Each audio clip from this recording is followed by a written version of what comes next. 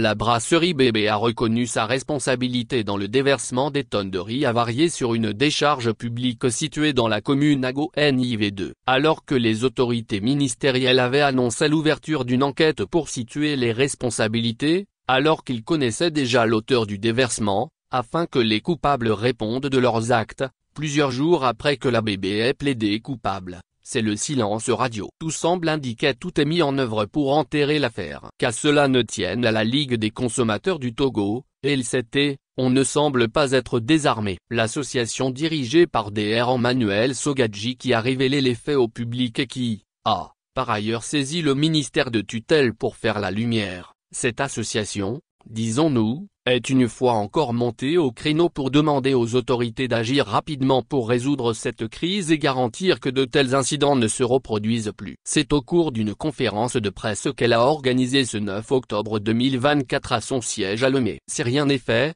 on se réserve le droit de poursuivre en justice parce que la santé des Togolais nous préoccupe. Il faut que les autorités s'en rendent compte qu'elles ne doivent pas s'amuser avec la vie des Togolais, a averti Dr Sogadji qui a appelé les Togolais à rester de cœur avec eux et à les soutenir dans cette affaire de riz avarié.